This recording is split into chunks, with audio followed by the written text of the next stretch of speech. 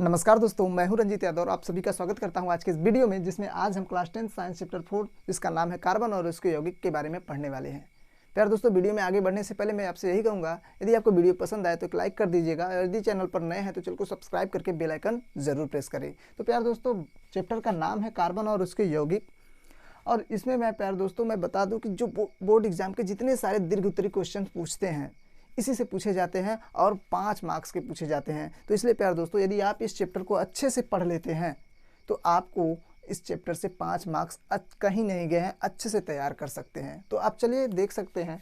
तो सबसे पहले मैं कार्बन के बारे में परिचय दूंगा। तो दिया गया है कार्बन एक तत्व है जिसका प्रतीक C है। सिंपल सी बात है, कार्बन क्या है? एक तत्व है जिसका प्रतीक C है। यह लैटिन भाषा के शब्द कार्बो से बना है जिसका अर्थ कोयला है। सिंपल सी बात है, कोयला काला होता है इसलिए कार्बन भी काला होता है। यहाँ पे आपको बता दूं प्यार दोस्तों, इसका परमाणु क्रमांक 6 होता है तथा संयोजकता 4 होता है। अब संयोजकता किसे कहते हैं, यदि ये आपके मन में प्रश्न उठ रहा हो तो मैं उसका वीडियो बना दिया हूँ प्यार दोस्तों। उसका मैं लिंक भी डिस्क्रिप्शन में दे दिया हूँ, आप वहाँ से जाकर देख सकते हैं। अब यहाँ दिया गया मोस्ट इंपॉर्टेंट बात प्यार दोस्तों, यहीं से आपको क्वेश्चन पुटअप हो सकता है। पहले क्या होगा, बहुविकल्पी के रूप में हो सकता है, कार्बन भूमध्यरेखा में कितनी मात्रा में पाया जाता है? तो आपका जवाब होगा 0.02%। अब यहाँ तथा वायुमंडल में कितना पाया जाता है? 0.03% पाया जाता है, इतनी मात्रा में उपस्थित है। प्यार दोस्तों, और क्वेश्चन बनने की बात करें, बहुविकल्पी की बात, तो आपसे संयोजकता से भी क्वेश्चन पूछ सकता है कि कार्बन की संयोजकता कितनी होती है। तो ये तो सिंपल सी बात है, सबको पता होता है प्यार दोस्तों। अब मैं बात करूँ यदि मोस्ट इंपॉर्टेंट क्वेश्चन की, जिस पे मैंने 3 स्टार लगा के रखा है, आप देख सकते हैं, कार्बन सहसंयोजी आबंध क्यों बनाता है। ये आपके NCERT का हेडिंग है प्यार दोस्तों। यदि आप इसे नहीं तैयार करेंगे तो पक्का है आपका मार्क्स कट जाएगा। इसलिए मैं बता रहा हूँ प्यार दोस्तों, इसके प्रश्न को अच्छे से तैयार करके जाना है। तो देख सकते हैं कार्बन सहसंयोजी आबंध क्यों बनाता है, इसका मैंने आंसर भी लिख के रखा है। क्योंकि कार्बन के बाहरी कक्षा में 4 इलेक्ट्रॉन होते हैं। अब मैं आपको थोड़ा सा इलेक्ट्रॉन सिद्धांत के बारे में बताऊंगा प्यार दोस्तों, कि जितने भी तत्व होते हैं उसमें एक सूक्ष्म भाग होता है जिसे हम लोग बोलते हैं नाभिक। इस नाभिक में प्रोटॉन प्लस न्यूट्रॉन यानी प्रोटॉन और न्यूट्रॉन होते हैं, और जबकि इलेक्ट्रॉन नाभिक के चारों ओर चक्कर लगाता है। बस मैं सिंपल सी बात बताऊंगा प्यार दोस्तों।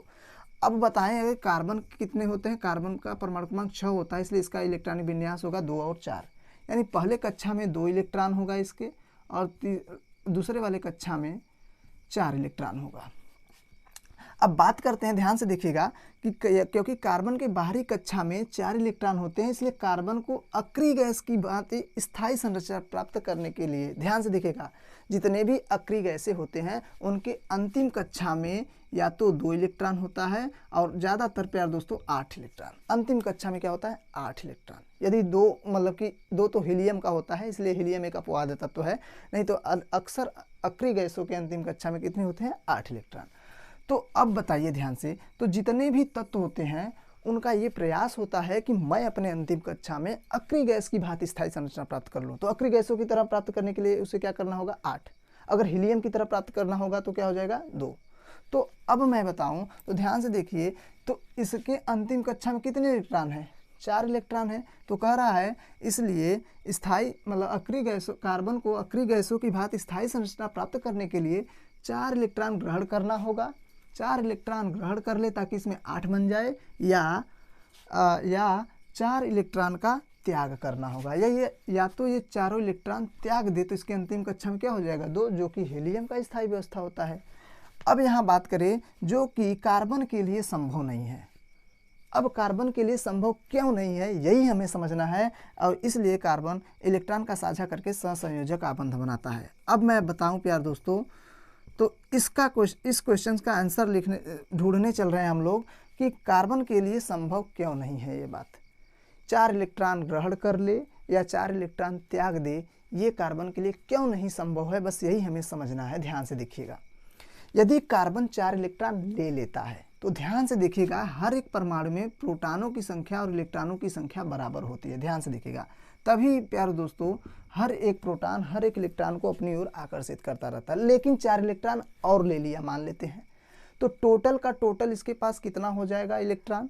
अभी 6 थे, लेकिन अब कितने हो जाएंगे इसके पास? 10 हो जाएंगे, और 6 प्रोटॉन के लिए 10 इलेक्ट्रॉन संभाल पाना मुश्किल हो जाएगा और वो परमाणु ही नष्ट हो जाएगा। अब बात कर लेते हैं, अगर ये त्याग दे तो, त्याग दिया चारों, तो ध्यान से देखिएगा, तब इसमें 2 ही इलेक्ट्रॉन रह जाएंगे, ये, और इसके नाभिक में 6 प्रोटॉन रहेंगे, और 6 प्रोटॉन दोनों इलेक्ट्रॉनों के पास को इतनी तेज़ी से आकर्षित करेंगे कि संपूर्ण परमाणु ही सिकुड़ कर नष्ट हो जाएगा। यानी दोनों स्थितियों में इस मतलब कि ये जो कार्बन है वो नष्ट हो सकता है। इसलिए किया क्या गया, कार्बन साझा कर लेता है, किसी दूसरे तत्व के इलेक्ट्रॉन को के साथ पूरी तरह से नहीं लेता है प्यारे दोस्तों, बस साझा कर लेता है कि बस आइए भैया हमारे 4 इलेक्ट्रॉन के साथ। जैसे मैं एक बात बता दूं, जैसे आपके पास रबड़ नहीं है, आप क्लास में हो, आप कोई कला बना रहे हो, आपके पास रबड़ नहीं है और आपका फ्रेंड रबड़ लिया है, तो वो क्या करेगा, लो भाई अपना काम कर लो, उसके बाद मेरा दे देना। मतलब वो पूरी तरह से नहीं दे रहा है, साझा कर रहा है बस आपसे। आई होप आप लोग समझ गए होंगे इसका मतलब। मैं एक बार फिर से इसका आंसर देना चाहूँगा, क्योंकि कार्बन के बाहरी कोश में 4 इलेक्ट्रॉन होते हैं, इसलिए कार्बन को अक्रिय गैस की भांति स्थायी संरचना प्राप्त करने के लिए या तो 4 इलेक्ट्रॉन त्याग करना होगा या 4 इलेक्ट्रॉन ग्रहण करना होगा, जो कि कार्बन के लिए संभव नहीं है। और इसलिए कार्बन इलेक्ट्रॉन का साझा करके सहसंयोजक आबंध बनाता है, मतलब साझेदार, मतलब कार्बन इलेक्ट्रॉनों की साझेदारी करता है। बस इतना हमें बात समझना है। आई होप आप इसको समझ गए होंगे प्यार दोस्तों, और बहुत ही इंटरेस्टिंग लगा होगा, क्योंकि ये इसमें बहुत सारे क्वेश्चंस के साथ मैं बता रहा हूँ, तो आप इसका स्क्रीनशॉट ले सकते हैं। तो मैं आपको आगे की बातें बताता हूँ। तो दोस्तों अब हम लोग बढ़ते हैं एनसीईआरटी में अगले टॉपिक की तरफ। तो देख सकते हैं कार्बन की सर्वतोमुखी प्रकृति। अब इसका मतलब क्या है प्यार दोस्तों, इसका मतलब ये है कि कार्बन सबसे अधिक यौगिकों का निर्माण क्यों करता है। अब जो हम लोग टॉपिक पढ़ने वाले हैं प्यार दोस्तों, ये बोर्ड एग्जाम में टिप्पणी के रूप में पूछ लिया जाता है, उसी का हम लोग आंसर एकदम प्यार दोस्तों मैं बता दूं कि मैं बोर्ड एग्जाम के टू द क्वेश्चंस जैसे पूछे जाते हैं, मैं उन्हीं के टाइप के क्वेश्चंस को बनाकर आपके सामने हल कर रहा हूं। आप देख सकते हैं पहला इसमें गुण है श्रृंखलन, दूसरा है आपको चतुसंयोजकता, एक और है कार्बन का छोटा आकार। तो यही 3 कारण आप लिख देंगे तो आप अच्छे से बोर्ड एग्जाम में करके आ जाओगे। तो देख सकते हैं यहाँ पे दिया गया है श्रृंखलन। अब श्रृंखलन क्या है भैया, देख लेते हैं कि कार्बन के ही अन्य परमाणुओं के साथ, मतलब कार्बन के ही अन्य परमाणुओं के साथ बंध बनाने की अद्वितीय क्षमता होती है। मतलब ऐसा किसी भी तत्व में नहीं होता है जितना कार्बन में होता है। मतलब अद्वितीय का मतलब अकेला ये कार्बन है जिसमें कार्बन के ही अन्य परमाणुओं के साथ आबंध बनाने की अद्वितीय क्षमता है, जिसे हम लोग क्या कहते हैं, श्रृंखलन। सिंपल सी बात है, जब भी आपको श्रृंखलन किसे कहते हैं आ जाए तो आप यही परिभाषा अच्छे से देकर आओगे और आपको मार्क्स में कहीं कटौती नहीं होगा। आप देख सकते हैं यहाँ पे दिया गया है, कार्बन में यह श्रृंखलन 3 रूपों में देखा जाता है। पहला क्या है प्यार दोस्तों, सीधी श्रृंखला, यानी कार्बन सीधे जुड़ जाएगा और आप देख सकते हैं लास्ट में इसका एक और इसका एक खाली रह जाएगा बंध, जिससे आकर हमेशा कोई ना कोई तत्व जुड़ सकता है। इसीलिए बोला गया है कार्बन सबसे अधिक यौगिकों का निर्माण कर सकता है। क्यों करता है, इसका जवाब है श्रृंखला। अब दूसरा दिया है शाखित श्रृंखला। शाखित श्रृंखला का मतलब कि यहाँ कोई शाखा में लग जाएगा, कोई बगल में लटक जाएगा कार्बन। अब यहाँ दिया गया है बंद श्रृंखला, मतलब सभी कार्बन बनकर क्लोज्ड बनाएंगे। लेकिन ध्यान दीजिएगा, इसके यहाँ 2 ठो जुड़े हैं बंद, लेकिन 2 ठो खाली रहेगा। इसका भी 2 ठो खाली, इसका भी 2 ठो खाली, इसका भी 2 ठो खाली, इसका भी 2 ठो खाली, इसका भी 2 ठो खाली। तो जाहिर सी बात है भैया, इसके जितने बंद खाली हैं वहाँ पे कोई किसी न किसी तत्व को साझा कर लेगा और उसका क्या बन जाएगा, बंध बन जाएगा। आई होप आप समझ गए होंगे कि कार्बन सबसे अधिक यौगिकों का निर्माण क्यों करता है। तो उसका मेन कारण क्या है, श्रृंखलन। अब दूसरा कारण क्या है प्यार दोस्तों, चतुसंयोजकता। अब चतुसंयोजकता क्या है, ऐसे बोर्ड एग्जाम में क्वेश्चंस भी बन जाता है कि चतुसंयोजकता किसे कहते हैं या चतुसंयोजकता पर टिप्पणी लिखिए। तो यहाँ पे दिया गया है, कार्बन की संयोजकता 4 होती है, अतः इनमें कार्बन के 4 परमाणु अथवा चाहे कार्बन के 4 परमाणु ये जोड़ ले या कुछ अन्य संयोजकता वाले तत्वों के साथ आबंध बनाने की क्षमता होती है। इस गुण को चतुसंयोजकता कहते हैं। मतलब कार्बन जो होता है या तो कार्बन के ही साथ 4 यौगिकों को जोड़ ले, मतलब तत्वों को जोड़ ले, या किसी अन्य संयोजकता वाले तत्व को जोड़कर बंध बना सकता है। इसे हम लोग क्या बोलते हैं, चतुसंयोजकता। लेकिन 4 ही प्यारे दोस्तों, इसीलिए बोला गया है संयोजकता 4 होता है, यानी चतुसंयोजकता, यानी 4 ही तत्व को जोड़ सकता है, बस 4 ही तत्वों के साथ आबंध बना सकता है। यहाँ देखिए कार्बन की संयोजकता 4 होती है, अतः इनमें कार्बन के 4 परमाणु या अन्य संयोजकता वाले, देखिए ध्यान से क्या दिया गया है, या कुछ अन्य संयोजकता वाले तत्वों के साथ आबंध बनाने की क्षमता होती है। इस गुण को संयोजकता कहते हैं। मैं यहाँ आपको एग्जांपल लूँगा प्यार दोस्तों, जो मेथेन है, ध्यान से देखिएगा, इसी का एग्जाम्पल है मेथेन, जिसका अणु सूत्र देखें तो CH4 होता है। अब देखा जाए तो कार्बन के अंतिम कक्षा में कितना इलेक्ट्रॉन होता है, 4 इलेक्ट्रॉन होता है। ध्यान से देखिएगा, अब ये इसके यहाँ में 4 हाइड्रोजन है तो हाइड्रोजन के अंतिम कक्षा में एक इलेक्ट्रॉन होता है। यहाँ पे मैंने कर दिया हाइड्रोजन का, ध्यान से देखिएगा। अब क्या करेगा ये हाइड्रोजन अपनी साझा को करने के लिए अपनी इलेक्ट्रॉन मतलब कि अंतिम कक्षा में अक्रिय गैस की भांति इलेक्ट्रॉनिक विन्यास प्राप्त करने के लिए साझा कर लिया। इसका एक इलेक्ट्रॉन ले लिया, इसका ले लिया। अब लेकिन कार्बन क्या करेगा, इन सभी के साथ साझा ले लेगा। ध्यान से देखिए, इन सभी के साथ इलेक्ट्रॉनों को ले लिया। ध्यान से देखिए, साझा बना है तो क्या हो गया, सभी में सिंगल बॉन्ड आपका बन जाएगा। सॉरी, यहाँ पे हाइड्रोजन रहेगा, यहाँ भी हाइड्रोजन रहेगा, यहाँ भी हाइड्रोजन और यहाँ भी हाइड्रोजन। इसीलिए कहा गया है कार्बन की सजगता 4 होती है, तो इनमें कार्बन के 4 परमाणु या कुछ अन्य सजगता वाले मतलब ऐसा तत्व है हाइड्रोजन जिसकी सजगता क्या है, 1 है। कार्बन उसके साथ साझा किया कि नहीं, आबंध बनाने की क्षमता होती है, इसी गुण को हम लोग चतुसजगता कहते हैं। इसका मतलब आप समझ गए होंगे प्यारे दोस्तों कि कार्बन सबसे अधिक यौगिकों का निर्माण इसीलिए कर पाता है क्योंकि उसमें श्रृंखलन का गुण होता है, दूसरा इसमें चतुसजगता का गुण होता है, और उसके बाद तीसरा क्या होता है प्यारे दोस्तों, कार्बन का छोटा आकार। मैंने यहाँ एक एक का डेफिनेशन इसलिए दिया क्योंकि बोर्ड एग्जाम में इन सभी के डेफिनेशन भी पूछ लिए जाते हैं जो आपको जवाब देना होता है। तो अगर अब पूछ लिया जाए आपसे कि कार्बन सबसे अधिक यौगिकों का निर्माण क्यों करता है, तो आप लोग यही जवाब देंगे, कार्बन सबसे अधिक यौगिकों का निर्माण इसलिए करता है क्योंकि इसमें श्रृंखलन और चतुसंयोजकता और कार्बन का छोटे आकार का गुण पाया जाता है। सिंपल सी बात है। अब आप इसका स्क्रीनशॉट ले सकते हैं, तो मैं आपको अगले टॉपिक पर बताता हूँ। तो दोस्तों अब बढ़ते हैं हम आगे। आप लोग देख सकते हैं कार्बन सबसे अधिक यौगिकों का निर्माण क्यों करता है, उसमें हम लोगों ने 2 टॉपिक पढ़ा। पहला हम लोगों ने श्रृंखलन पढ़ा, दूसरा चतुसंयोजकता। अब हमारा तीसरा है कार्बन का छोटा आकार।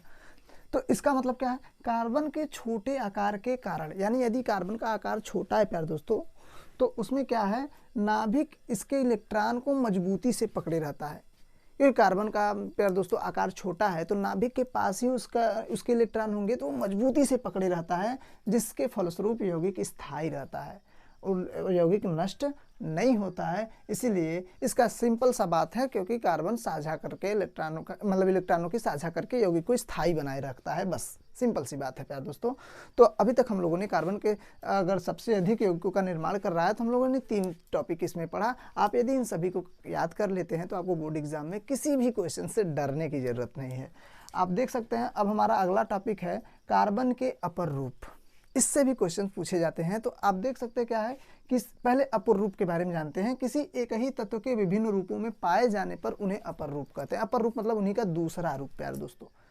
अब मैं इसका एक एग्जाम्पल देना चाहूँगा। आपने कृष्ण, विष्णु और राम को देखा होगा, ये तीनों लोग एक ही हैं। जब श्री हरि मतलब अगर आप पुराणों को देखते होंगे, कथाओं को देखते होंगे, तो उसमें आपने देखा होगा कि जो श्री हरि थे यानी भगवान विष्णु थे, वही अवतार लेते थे। अवतार मतलब उनका एक दूसरा रूप छोड़ते थे बस। तो वही बोला गया है अपर रूप, मतलब उसका दूसरा रूप। एक ही तत्व रहेगा, उसके अलग अलग रूपों में पाए जाने पर उन्हें क्या बोला जाता है, अपर रूप। आई होप अपर रूप से आप परिचित हो चुके होंगे। अब यहाँ पे मोस्ट इंपॉर्टेंट बात करें तो हीरा, ग्रेफाइट तथा बंकमिस्टर फ्लोरीन कार्बन के अपर रूप है। यानी बात किया जाए कार्बन किन किन रूपों में पाया जाता है, तो हीरा, ग्रेफाइट तथा बंकमिस्टर फ्लोरीन। अब हम बात करते हैं हीरा की। तो हीरे की आपके बोर्ड एग्जाम में आ जाता है, हीरा तथा ग्रेफाइट के गुणों पर प्रकाश डालिए या हीरा तथा ग्रेफाइट के गुण लिखिए। तो सबसे पहले क्या करोगे, हीरा एक अनोखी चमक वाली पारदर्शी पदार्थ है। हीरा सबसे कठोर पदार्थ है। सिंपल सी बात लिख देना है। इसका अपवर्तनांक 2.417 होता है। वेरी इंपॉर्टेंट प्यारे दोस्तों, बहुविकल्पी की दृष्टि से बहुत ही इंपॉर्टेंट है। इसे आप लोग जरूर याद करिए कि हीरे का अपवर्तनांक कितना है, 2.417। अब बात कर लेते हैं, हीरा विद्युत का कुचालक होता है। प्यारे दोस्तों, इसका मतलब हीरे में विद्युत का प्रवाह नहीं होगा। क्यों नहीं होगा, क्योंकि इसमें मुक्त इलेक्ट्रॉन नहीं पाए जाते। यदि पूछ लिया जाए हीरा विद्युत का कुचालक क्यों करता है, मतलब विद्युत का चालन क्यों नहीं करता है, तो आपका जवाब होगा क्योंकि हीरे में मुक्त इलेक्ट्रॉन नहीं पाए जाते हैं, और जिसमें फ्री इलेक्ट्रॉन पाए जाएंगे वही तत्व या पदार्थ विद्युत का चालन करता है।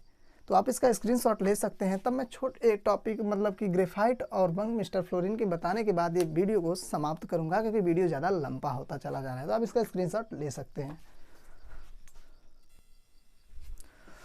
तो दोस्तों अब बढ़ते हैं आगे। आप देख सकते हैं अब हमारा है कार्बन का अपर रूप ग्रेफाइट। तो ग्रेफाइट के गुणों को पढ़ते हैं। तो ग्रेफाइट काले रंग का अपारदर्शी पदार्थ है, पहली बात। दूसरी बात क्या है, यह विद्युत का सुचालक होता है, मतलब इसमें विद्युत का प्रवाह होता है। तो जब कोई पूछे कि ग्रेफाइट में विद्युत का मतलब ग्रेफाइट विद्युत का सुचालक क्यों है, तो आप सीधा जवाब देंगे क्योंकि ग्रेफाइट में मुक्त इलेक्ट्रॉन पाए जाते हैं, इसलिए ग्रेफाइट विद्युत का सुचालक है, सीधी बात। अब यहाँ देखेंगे तीसरा गुण क्या है, यह चिकना तथा फिसलनशील होता है। अगर ग्रेफाइट को देखा जाए प्यारे दोस्तों तो यह चिकना होता है और इस पर कोई चीज़ रखोगे तो फिसल जाती है। और चौथा क्या है, इसका उपयोग पेंसिल बनाने में किया जाता है। आप देखेंगे पेंसिल की जो नोक होती है प्यारे दोस्तों वो ग्रेफाइट का ही बना होता है। अब प्यारे दोस्तों अब बात आते हैं तीसरे अपर रूप पर जिसका नाम है बकमिस्टर फ्लोरीन। अब इसको देखा जाएगा तो इसको बंकमिस्टर फ्लोरीन बोला जाता है। अब यहाँ पे इसका पहला क्या है प्यारे दोस्तों, तो इसका सूत्र बताया गया है कि कार्बन 60 होता है इसका फार्मूला, मतलब यहाँ 60 कार्बन से मिलकर बना होता है। अब यहाँ पे दिया गया है यह अमेरिकन आर्किटेक्ट बंकमिस्टर फूलर द्वारा डिज़ाइन किया गया था। अगर बात किया जाए बंकमिस्टर फ्लोरीन किसके द्वारा डिजाइन किया गया था तो आप बोलेंगे अमेरिकन आर्किटेक्ट बंकमिस्टर फूलर द्वारा डिजाइन किया गया था। अब बात कर रहे हैं इसकी संरचना कैसी होती है, तो इसकी संरचना फुटबॉल जैसी होती है। जैसे फुटबॉल होता है प्यारे दोस्तों सेम वैसे ही इसकी संरचना होती है। अब काफ़ी बार एग्जाम में क्वेश्चन उठता है कि जो बंकमिस्टर फ्लोरीन है वो कमरे के ताप पर क्या है। प्यारे दोस्तों जहाँ मैं मोस्ट इंपॉर्टेंट लिख दूँ वो बोर्ड एग्जाम की दृष्टि से बहुत इंपॉर्टेंट है क्योंकि मैं छाट कर लाता हूँ ऐसे क्वेश्चंस को। यहाँ पे दिया गया है कमरे के ताप पर यह एक काला ठोस है। यदि पूछा कौन, बंकमिस्टर फ्लोरीन, बंकमिस्टर फ्लोरीन कमरे के ताप पर एक काला ठोस है। तो प्यार दोस्तों इस वीडियो में बस इतना ही, क्योंकि वीडियो ज़्यादा लंबा होता चला जा रहा है। मैंने जितना भी इसमें बताया है प्यार दोस्तों काफ़ी सारा बहुत ही ज़्यादा बोर्ड एग्जाम की दृष्टि से इम्पॉर्टेंट है, इसलिए आप लोग इसे ज़रूर तैयार करें। अब नेक्स्ट वीडियो में हम लोग कार्बनिक यौगिक पढ़ने वाले हैं और उसके नामकरण को पढ़ेंगे। कार्बनिक यौगिक पढ़ेंगे जिसमें हमें पढ़ना होता है हाइड्रोकार्बन। क्या पढ़ना होता है, थोड़ा सा मैं परिचय दे देता हूँ प्यार दोस्तों। हाइड्रोकार्बन का अगर डेफिनेशन देखा जाए तो ऐसे यौगिक जो कार्बन और हाइड्रोजन से मिल के संयोग से बनते हैं वह उसे बोलते हैं हाइड्रोकार्बन। नेक्स्ट वीडियो में इन्हीं के बारे में पढ़ेंगे और हम लोग नामकरण यानी नामकरण पद्धति जिसे आप लोग IUPAC के नाम से जानते हैं उसको पढ़ने वाले हैं। तो प्यार दोस्तों आई होप आपको ये वीडियो अच्छा लगा होगा, और यदि ये वीडियो अच्छा लगा होगा तो एक लाइक कर दीजिएगा, और यदि चैनल पर नए हैं तो चैनल को सब्सक्राइब करना ना भूलिएगा और ज़्यादा से ज़्यादा दोस्तों तक शेयर करें। धन्यवाद।